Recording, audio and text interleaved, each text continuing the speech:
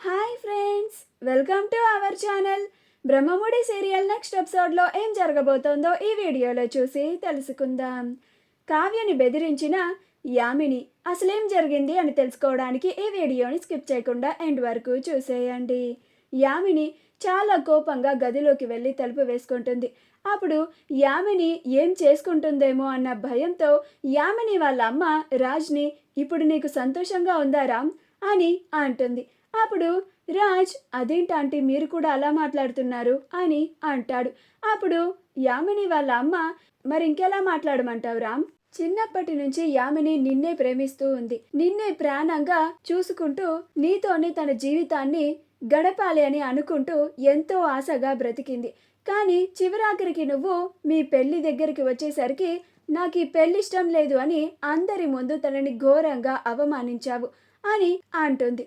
అప్పుడు రాజ్, ఆంటీ, ఇష్టం లేని పెళ్లి చేసుకొని నేను కానీ యామిని కానీ ఇద్దరము సంతోషంగా ఉండలేము.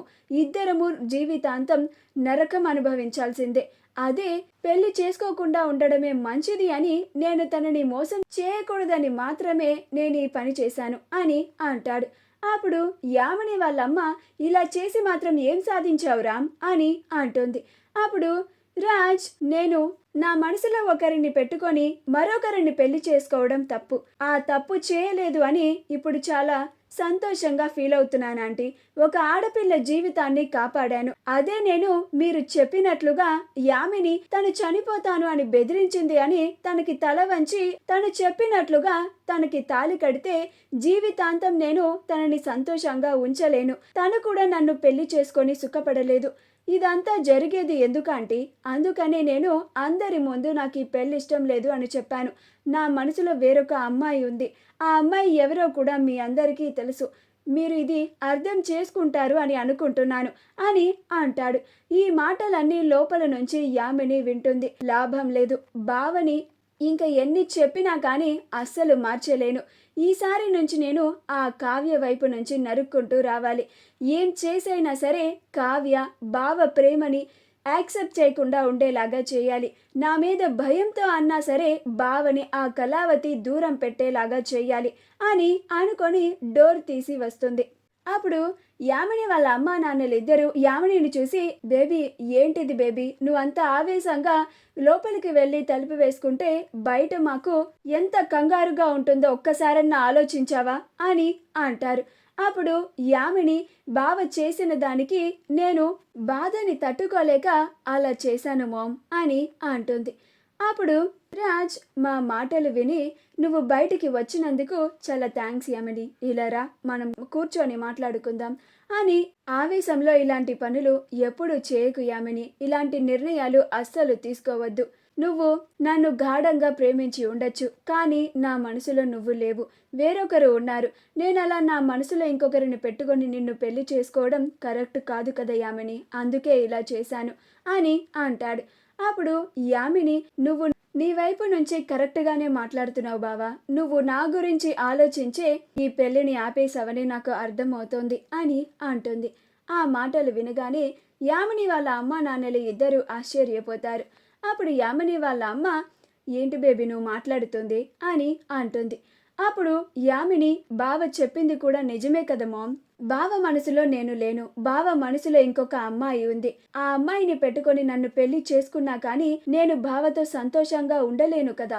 దానికన్నా ఈ పెళ్లి ఆగిపోవడమే మంచిదని నేను అర్థం చేసుకొని బయటికి వచ్చాను అని అంటుంది. ఆ మాట వినగానే యామిని వాళ్ళమ్మ, అసలు ఈ యామినికి ఏమైంది, ఎందుకని ఇలా మాట్లాడుతోంది అని చాలా కన్ఫ్యూజన్లో ఉంటుంది. కాసేపు ఆగిన తరువాత యామిని అసలేమీ జరగనట్టు చాలా నార్మల్గా ప్రవర్తిస్తూ ఉంటుంది. అది చూసి యామిని వాళ్ళ అమ్మా నాన్నలు ఇద్దరు ఆశ్చర్యపోతారు. రాజ్, యామిని చాలా తొందరగా తనని అర్థం చేసుకొని మామూలు మనిషి అయ్యింది అని సంతోషపడుతూ ఉంటాడు. మరుసటి రోజు రాజ్ కావ్యని కలవడానికి దుగ్గిరాల నిలయంకి వెళ్ళడానికి రెడీ అవుతూ ఉంటాడు. యామిని అది గది బయటి నుంచి చూసి, ఇప్పుడు నువ్వు ఆ కళావతికి ప్రపోజ్ చేయడానికి వెళ్తున్నావు కదా బావా, నేను ముందే నా ఏర్పాట్లలో నేనున్నాను.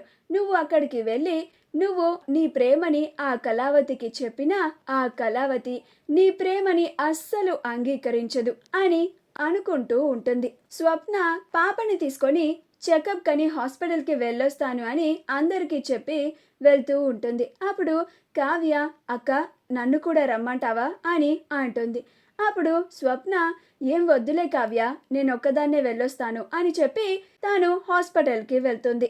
రాజ్ రెడీ అయ్యి కావ్యని కలవడానికి ఆ ఇంటికి వెళ్తున్నాను అని యామినికి చెప్పి స్టార్ట్ అవుతాడు. యామిని రాజ్ వెళ్ళిపోయిన తరువాత కావ్యకి కాల్ చేస్తుంది. అప్పుడు కావ్య, ఏంటి యామిని కాల్ చేస్తుంది అని లిఫ్ట్ చేస్తుంది.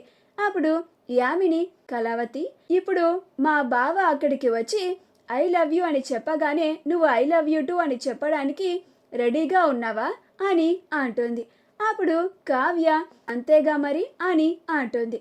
అప్పుడు యామిని, నువ్వు మా బావ ప్రపోజ్ చేయగానే నువ్వు యాక్సెప్ట్ చేయకూడదు, అది రిజెక్ట్ చేయాలి అని అంటుంది. అప్పుడు కావ్య, ఏం మాట్లాడుతున్నావు యామిని, నేను మా ఆయన వచ్చి నాకు ప్రపోజ్ చేస్తే రిజెక్ట్ చేయాలా, సమస్యే లేదు అని అంటుంది. అప్పుడు యామిని, నాకు తెలుసు కావ్య, నేను చెప్పిన తరువాత నువ్వు ఖచ్చితంగా నేను చెప్పినట్టే నువ్వు చేస్తావు అని అంటుంది. అప్పుడు కావ్య, అవునా, అది చూద్దాం, సరే ఏంటో చెప్పు అని అంటుంది. అప్పుడు యామిని, మీరు అనుకుంటున్నట్టుగా స్వప్న తన పాపని తీసుకొని హాస్పిటల్కి వెళ్ళలేదు, నా మనుషులు స్వప్నని కిడ్నాప్ చేశారు అని అంటుంది. ఆ మాట వినగానే కావ్య ఆశ్చర్యపోతుంది. ఏం మాట్లాడుతున్నావు యామిని అని అంటుంది. అప్పుడు యామిని, అవును కావ్య, నువ్వు కనుక నేను చెప్పినట్టుగా మా బావ ప్రేమని రిజెక్ట్ చేస్తే స్వప్న తన బిడ్డతో క్షేమంగా ఇంటికి తిరిగి వస్తుంది, లేకపోతే తను ఇంక మీకు కనిపించదు అని చెప్పి కాల్ని కట్ చేస్తుంది. అప్పుడు కావ్య వెంటనే, అత్తయ్య గారు, నేను మా అక్క దగ్గరికి వెళ్ళొస్తాను అని బయలుదేరుతూ ఉంటే అప్పుడు అపర్ణ, ఇందిరాదేవులు, కావ్య కావ్య నీ కోసం రాజ్ వస్తున్నాడు, వాడిప్పుడే కాల్ చేశాడు కూడా, ఇప్పుడు నువ్వు బయటికి వెళ్తానంటున్నావేంటి అని ఆపాలని చూస్తారు. అప్పుడు కావ్య, నేను మా అక్క దగ్గరికి వెళ్ళాలి అని వాళ్ళ మీద అరిచి ఉరుకులు పరుగుల మీద వెళ్తూ ఉంటే అప్పుడే రాజ్ కావ్యకి ఎదురొచ్చి హాయ్ కళావతి గారు అని అంటాడు. కానీ కావ్య మాత్రం స్వప్నని తొందరగా కాపాడాలి అని, ఇప్పుడు రాజ్ వచ్చేశాడు అని, ఇప్పుడు తను బయటికి వెళ్ళడానికి కుదరదు అని స్వప్న గురించే ఆలోచిస్తూ చాలా కంగారు పడిపోతూ ఉంటుంది. స్వప్నని రౌడీలు వెంబడిస్తూ ఉంటారు. స్వప్న తన పాపని ఎత్తుకొని రోడ్డు మీద పరిగెడుతూ ఉంటుంది. అప్పుడు కావ్య ఇప్పుడేం చేయాలి, స్వప్నని ఎలా కాపాడాలి అని చాలా భయపడిపోతూ కంగారు పడిపోతూ ఉంటుంది. అది చూసి రాజ్, ఏమైంది కళావతి గారు, ఎందుకు అలా కంగారు పడుతున్నారు అని అంటాడు. మా వీడియో కనుక మీకు నచ్చినట్లయితే లైక్ చేయండి, షేర్ చేయండి, మా ఛానల్ని సబ్స్క్రైబ్ చేసుకోండి, పక్కనే ఉన్న బెల్ ఐకాన్ని క్లిక్ చేయడం మాత్రం మర్చిపోకండి.